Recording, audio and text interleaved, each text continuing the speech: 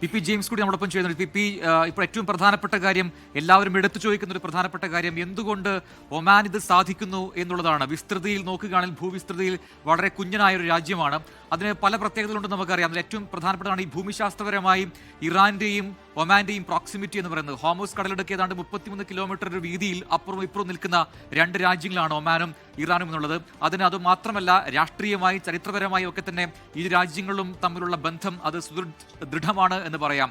ഏറ്റവും ആദ്യം പറയേണ്ടത് ഈ ദോഫാർ ലഹളയുടെ സമയത്തൊക്കെ ഞാൻ നേരത്തെ സൂചിപ്പിക്കുകയായിരുന്നു, ഈ കമ്മ്യൂണിസ്റ്റ് വിമതരെയൊക്കെ ഒമാനിൽ നിന്നും പുറത്താക്കാൻ വേണ്ടി ആയിരക്കണക്കിന് സൈനികരെ ഇറാൻ അന്ന് വിട്ടു നൽകിയിരുന്നു. മറ്റൊരു രാജ്യവും ചെയ്യാത്ത കാര്യം അന്ന് ഇറാൻ ചെയ്തിരുന്നു. അന്ന് തൊട്ട് തുടങ്ങിയ ആ സ്നേഹബന്ധം അത് ഊഷ്മളമായി ഇങ്ങനെ പോവുകയായിരുന്നു. 1979 ഈ ഇസ്ലാമിക വിപ്ലവം, അതിന് പിന്നാലെ മറ്റെല്ലാ ഗൾഫ് രാജ്യങ്ങളും ഇറാനെ വലിയ സംശയത്തോടെ കണ്ടെങ്കിലും ഒമാൻ അപ്പോഴും ആ ബന്ധം തുടർന്നു പോന്നു. അത് 2015 ഏറ്റവും ഒടുവിൽ ഈ ആണവ കരാറുമായി ബന്ധപ്പെട്ട് അമേരിക്കയുമായി നടത്തിയ രഹസ്യ ചർച്ച, അതിലും അന്ന് ലീഡറായി വന്നത് ഒമാനാണ്. അങ്ങനെ ആ ബന്ധം വളരെ ദൃഢമായി പോകുന്ന സമയത്താണ് ഇപ്പോൾ ഈ 2 ദിവസമായി നടക്കുന്ന ഏറ്റവും കലുഷിതമായ സിറ്റുവേഷൻ വന്നിരിക്കുന്നത്. അതിൽ പോലും ഒമാൻ ഏറ്റവും ഒടുവിൽ ഇന്ന് ഒരു അടിയുണ്ടായി ഇറാനിൽ നിന്നും. എന്നിട്ട് പോലും ആ രാജ്യം ഇറാനെ ഒപ്പം കൂട്ടുന്നു, ആ സൗഹൃദം നിലനിർത്തുന്നതാണ്. അതിന്റെ ചരിത്രപരമായി ഈ പ്രത്യേകതകൾ അതിന് നമ്മൾക്ക് എങ്ങനെ വിലയിരുത്താം?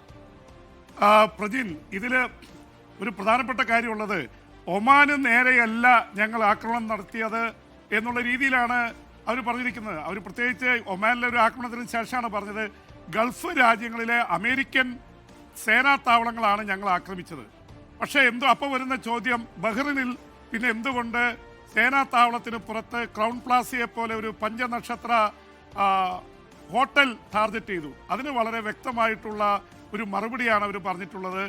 ഇത് ആക്രമണം വരുന്നു എന്നറിയാവുന്നത് കൊണ്ട് ഈ US സേനാ താവളങ്ങളിൽ നിന്ന് പ്രധാനപ്പെട്ട ഹോട്ടലുകളിലേക്ക് സൈനികർ മാറിയിരിക്കുന്നു. അതുകൊണ്ട് തന്നെയാണ് ഹോട്ടലിനെ ടാർഗറ്റ് ചെയ്തത് എന്നുള്ള ന്യായീകരണം. കാരണം ഇറാൻ ഒരു കാര്യം മനസ്സിലായി, ഇറാൻ കയറി ഏതാണ്ട് 10-11 അറബ് രാജ്യങ്ങളെ, ഗൾഫ് രാജ്യങ്ങളെ ആക്രമിച്ചത് അത് അവിടുത്തെ ജനങ്ങളുടെ ഒരു പരോക്ഷ പിന്തുണ നഷ്ടപ്പെടുത്തി കളഞ്ഞു എന്നുള്ള തരത്തിലാണ് ഇറാൻ ഒരു ന്യായീകരണവുമായിട്ട് എത്തിയത്. ഇപ്പോൾ നമ്മൾ സമാധാന ശ്രമത്തെക്കുറിച്ച് സംസാരിച്ചു.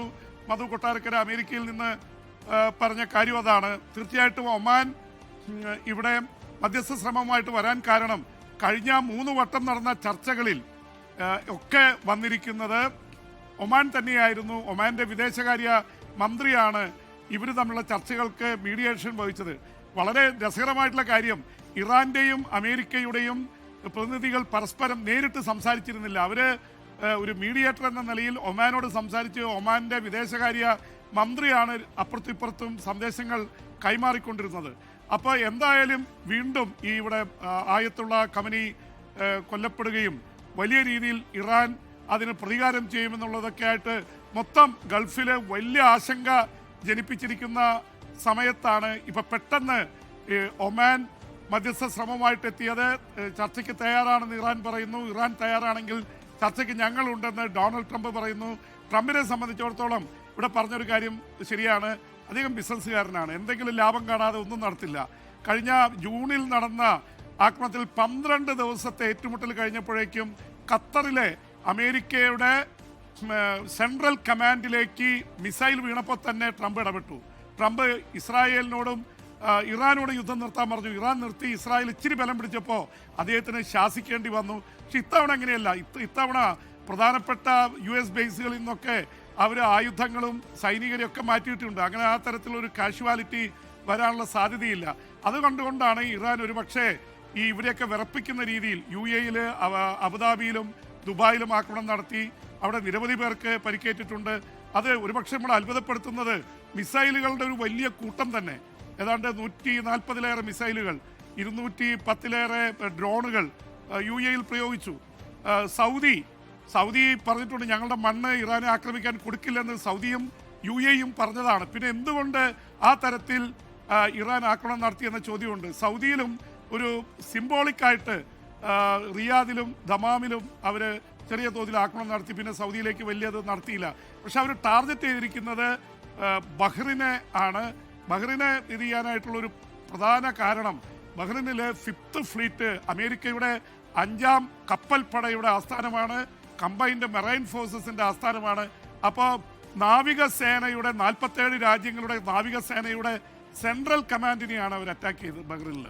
അതുപോലെ തന്നെ ഖത്തറിൽ നേരത്തെ പറഞ്ഞ പോലെ ജൂണിൽ 2025 നടന്ന പോലെ തന്നെ ഇത്തവണയും മിസൈൽ അയച്ചു. അതിൽ ഭൂരിപക്ഷവും അവർ തെറിപ്പിച്ചു കളഞ്ഞു. ഇപ്പോൾ ആ തരത്തിൽ കാര്യങ്ങൾ പോകുന്നില്ല. ഇപ്പോൾ ചർച്ചയ്ക്ക് തയ്യാറായതോടെ പൊതുവേ ഒരു മയപ്പെട്ട ഒരു അവസ്ഥ വരുന്നുണ്ട്. ഇതിങ്ങനെ മുന്നോട്ട് പോകാൻ പറ്റില്ല. ഇവർ നേരത്തെ ഇറാൻ തന്നെയാണ് പറഞ്ഞത് ഞങ്ങൾ ഹോർമൂസ് കടലിടുക്ക് അടച്ചു എന്നുള്ളത്. ഇപ്പോൾ വലിയ എതിർപ്പ് വന്ന സാഹചര്യത്തിൽ ഹോർമൂസ് കടലിടുക്ക് അടച്ചിട്ടില്ല എന്നുള്ള വ്യാഖ്യാനവുമായി ഇറാൻ വരുന്നു.